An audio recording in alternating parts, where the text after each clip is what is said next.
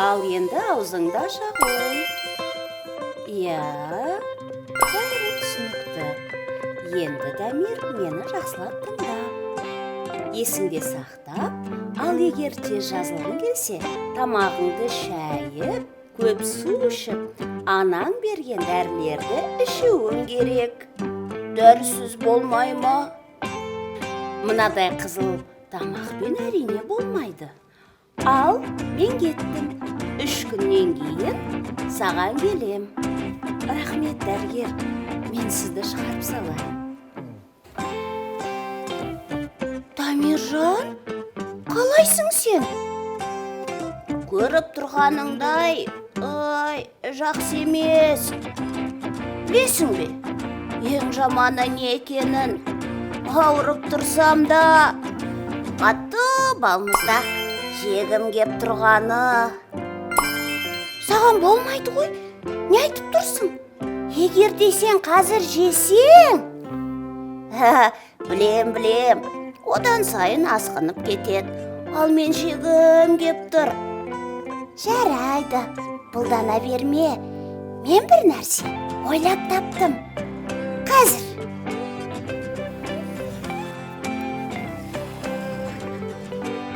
Қарашы, мынаның бәрі не үшін?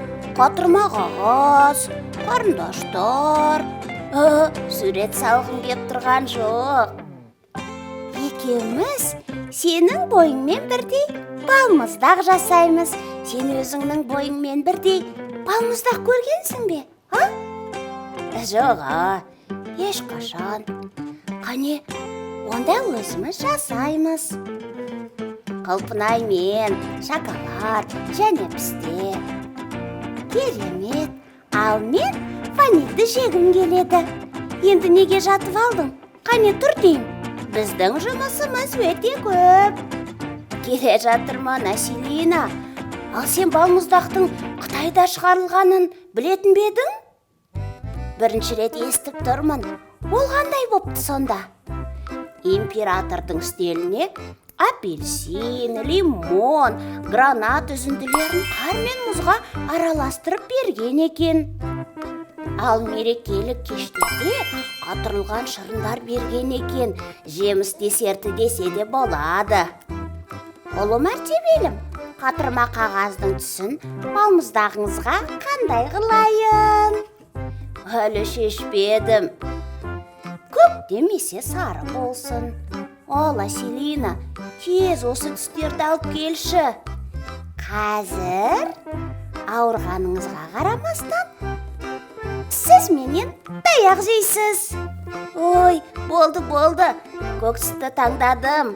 Өтінем, тек ұрмаңызшы.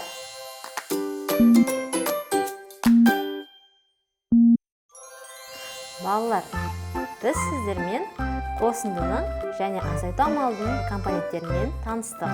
Сендер оны жақсы білесіңдер, солай емес пе? Қосу амалының балалар, өрнек жазғанда, өрнегін құрастырғанда сандардың компоненттері болады.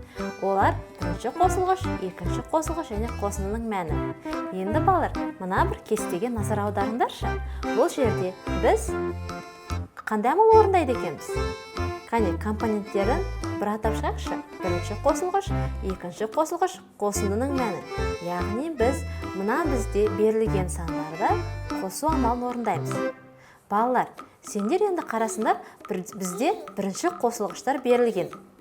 1, 2, 3, 4 сандары. Ал екінші қосылғышымыз бізде бос тұр. Сонда балалар, бұл жерде біз екінші қосылғышты кез келген өзіміз қалаған сандарды жазсақ болады және қосындының мәнін табамыз. Балалар, бірақ екінші қосылғышқа жазатын сандарымыз 1-ден 10-ға дейін, тіпті 1-ден 9-ға дейін ғана болу керек. Өйткені 10-нан жоғары сандарды біз сендермен әлі өткен жоқпыз. Солай емес пе? Ал бастаймыз. Бірге қандай санды қоссақ болады?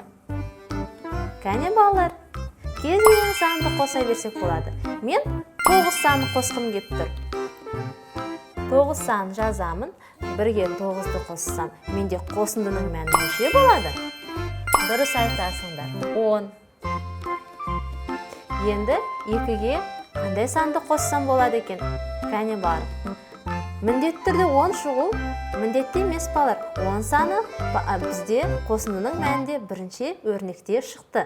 Енді біз басқа сандарды қолдана берсек болады. Мысалы, мен 7 санын алғым келіп тұр. 2-ге 7-ні қоссам, менде жауабы неше болады? Дұрыс айтасыңдар, 9. Келесі балалар, 3-ге қандай санды қоссам екен? Ал 5 деген сан өте жақсы сан, я? 5-ті қосып көрейікші. Бірінші қосылғышымыз 3, екінші қосылғыш 5, сонда менде қосындының мәні неше болады?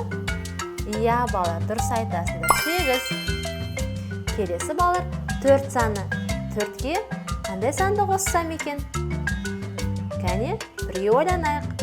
Мүмкін қандай санды қоссам екен? Мүмкін 3 санын қосып көрермін. Жарайды, ал 3 санын қосайықшы. 4-ге 3-ті қоссам неше болады? Дұрыс айтасыңдар. Жауабы 7. Ал балалар, тағы да бір қайталап өтейік. Бірінші қосылғыш 1, екінші қосылғыш 9, қосындының мәні 10. Бірінші қосылғыш 2, екінші қосылғыш 7, қосындының мәні 9. Бірінші қосылғыш бізде 3, екінші қосылғыш 5, қосындының мәні 8. Бірінші қосылғыш 4, екінші қосылғыш 3, қосындының мәні 7. Балалар, біз сендермен қандай амал орындадық? Дұрыс қосу амалын орындадық, я?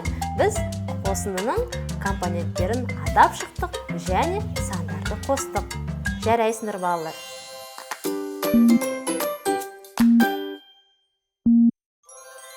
Әселина, біздің балмұздақтарымыз сондай үлкен болды. Тойып кеттім. Мен мұндай балмұздақты жей алмайтын сияқтымын. Мынадай үлкен балмұздақты ешкім де жей алмайды. Қиялдап кеттім ғой. Айтпақшы, өзіңді қалай сезініп тұрсың? Жақсы болып қалдым. Керемет, ойлап таптың. Ертең тәуір болып кететін сияқтымын. Асықпа, әр нәрсенің өз уақыты бар. Енді екеуміздің балмұздағымыздағы дөңгелектерді санайық. Мысалы, мына жерде 3 дөңгелек бірінші қосынды болсын. Сосын оған екінші балмұздақтағы дөңгелектерді қосамыз. Олар болады 4-еу. 3 қосу 4 тең болады 7. Түсіндім. 4 бірінші қосынды, екінші қосынды 5 тең болады 9. Бірінші қосынды 2 қосу 4 тең болады 6. Дамир, дәріс ішетін уақытың болды балам. Ал сендер не істеп отырсыңдар? Біз балмұздақ жеп отырмыз. Қалай сонда? Саған болмайды ғой. Оны қайдан алдыңдар? Өзіміз жасадық. Анашым, Дамир әзілдеп тұр. Міне балмұздақ. Мәссаған, қандай үлкен. Маған ұнады. Жақсы шығыпты. Достар, ал сендер ауырған кезде немен айналысасыңдар? Қандай ойын ойнайсыңдар? Бізге жазуды ұмытпаңдар. Сау болыңдар. Әкел, анашым, оп-оңай ғой. Жарайсың, жаным сол.